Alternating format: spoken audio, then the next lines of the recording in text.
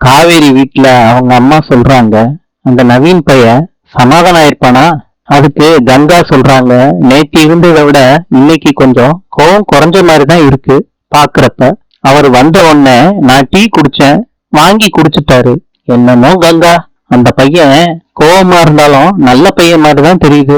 இந்த யமுனா அனுசரிச்சு நடந்துக்கணுமே. சரி கங்கா, அந்த பையன் வர்றதுக்குள்ள நம்ம இந்த காவிரி எல்லாம் எடுத்துக்கிட்டு உள்ள போவோம். சமைச்சு நவீனுக்கு பரிமாறுறாங்க.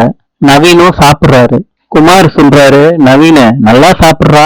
பாட்டி சொல்றாங்க, யமுனா நீயும் நவீன் பக்கத்துல வந்து உட்காரு. அவங்க அம்மாவும் சொல்றாங்க. அதுக்கு யமுனா சொல்றாங்க, வேண்டாமா, நான் அப்புறம் சாப்பிட்டுக்கிறேன், நீங்க நவீனுக்கு வைங்க. குமாரு எந்திரிக்கிறாரு. யமுனா நீ வந்து பக்கத்துல உட்காரு. மாமா நான் அப்புறம் சாப்பிட்டுக்கிறேன் மாமா. நான் உட்காருன்னு சொல்றேன்ல யமுனா, போய் உட்காரு. யமுனா உட்கார்றதுக்கு வர்றாங்க. அப்ப நவீன் இலைய மூடிடுறாரு. காவேரியோட அம்மா பதறாங்க, என்ன தம்பியாச்சு அப்படின்னு கேக்குறாங்க. நவீன் சொல்றாரு, எனக்கு போதுங்க, யமுனா வந்ததும் எந்திரிச்சிட்டீங்களே தம்பி. இல்லங்க, நான் அவ்வளவுதான் சாப்பிடுவேன். அதுக்கு குமார் சொல்றாரு, நவீன நீ எவ்வளவு சாப்பிடுவேன்னு எனக்கு தெரியாதா? நவீன சவுண்டா சொல்றாரு, போதும்னு சொல்றல.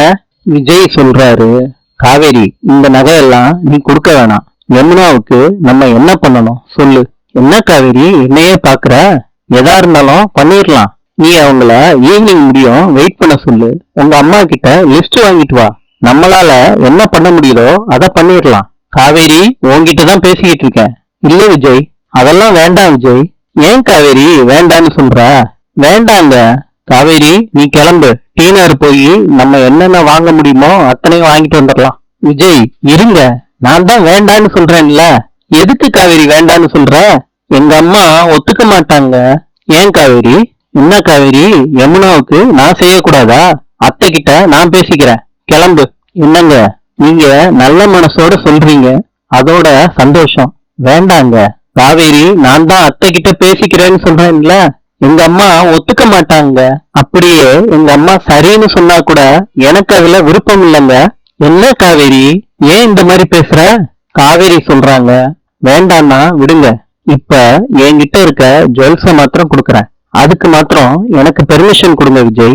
அதுக்கு உண்டான பணத்தை மாத்திரம் நான் கொஞ்சம் கொஞ்சமா உங்ககிட்ட கொடுத்துட்றேன். என்ன காவேரி, எனக்கு பணம் கொடுப்பியா?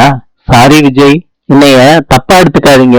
சரி காவேரி, நீ சொல்றது ஓகே தான். இந்த நகையை கொடுக்கறதுல எனக்கு எந்த பிரச்சனையும் இல்ல. நான் ஆல்ரெடி உன்கிட்ட சொன்ன மாதிரிதான். அந்த கிஃப்ட் உனக்கு கொடுத்தது, நீ என்ன வேணாலும் பண்ணிக்க. விஜய் அத கொஞ்சம் சிரிச்சுக்கிட்டு சொன்னா என்ன? என்ன காவேரி சிரிச்சுக்கிட்டு சொல்லுவாங்களா? என்னைய ஹர்ட் பண்ற மாதிரி பேச வேண்டியது. அப்புறம் சரின்னா சுவிட்ச் போட்ட மாதிரி சிரிக்க முடியுமா? சாரிங்க. நீங்க இப்படி எல்லாம் கோவத்துல இருந்தீங்கன்னா நான் நகையை எடுத்துட்டு போய் கொடுக்கல. இந்த பேச்ச இத்தோட விட்டுருங்க.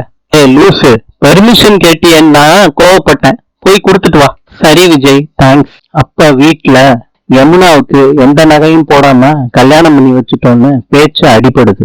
கங்கா கிட்ட குமார் கேக்குறாரு, ஓ நகைய வேணா யமுனாவுக்கு கொடுத்துடலாம்லன்னு கேக்குறாரு. அதுக்கு கங்கா சொல்றாங்க, என் நகையெல்லாம் அடகு கடையில இருக்கு. காரு வாங்கணும், வீடு வாங்கணும்னு பெருசா லிஸ்ட் போட்டு வச்சிருக்கீங்கல்ல, அதுல முதல்ல நகைய வாங்கணும்னு எழுதுங்க. முழிக்காதீங்க குமாரு, எவ்வளவு பணம் வச்சிருக்கீங்க? கங்கா எனக்கு எவ்வளவு இருக்குதுன்னு தெரியல, செக் பண்ணணும். எவ்வளவு இருக்குதோ அவ்வளவு எடுத்துட்டு வந்துருங்க. யமுனாவுக்கு செலவுக்கு கொடுத்து விடணும். சரி கங்கா, நான் போய் எடுத்துட்டு வந்துடுறேன். சரிங்க.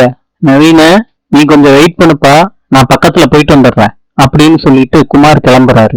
இன்று கொலம்பியாவின் நாணயம் பிசோ. நாளை சந்திப்போம்.